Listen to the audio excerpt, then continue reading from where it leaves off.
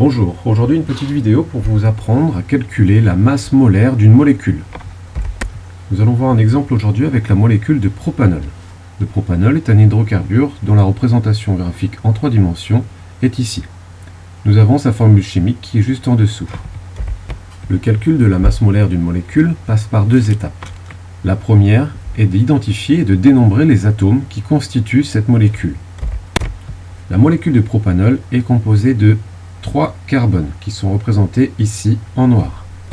On dénombre également 1, 2, 3, 4, 5, 6, 7, 8 atomes d'hydrogène qui sont représentés par les petites boules blanches.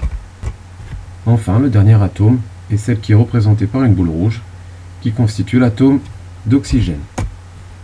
On retrouve donc le nombre d'atomes de carbone, ceux de l'atome d'hydrogène et pour l'atome d'oxygène dans la formule chimique de la molécule de propanol.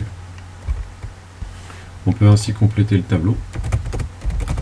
On a des atomes de carbone, en l'occurrence 3, ainsi que des atomes d'hydrogène, nous en avons 8, et un atome d'oxygène. La deuxième étape consiste au calcul de la masse molaire de la molécule. Pour cela, nous allons avoir besoin des informations, en l'occurrence, la masse molaire de chacun des atomes qui constituent cette molécule. Ces informations vous seront forcément données, mais on peut aussi les retrouver dans la classification périodique des éléments. Nous savons que la masse molaire du carbone est égale à 12 g par mol, celle de l'hydrogène 1 g par mol. La masse molaire atomique de l'oxygène est de 16 g par mol.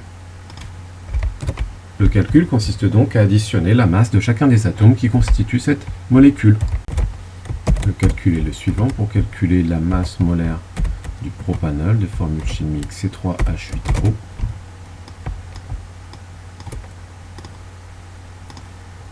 nous allons multiplier la masse molaire du carbone par le nombre de carbone plus la masse molaire de l'hydrogène multiplié par le nombre d'hydrogène, 8,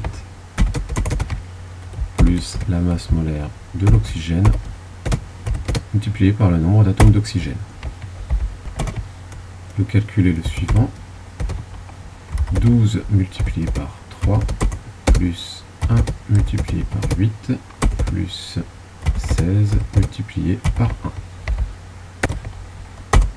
Ce qui nous fait 3 fois 12, 36, plus 1 fois 8, 8, plus 16 fois 1, 16, ce qui nous donne un total de 60 g par mol.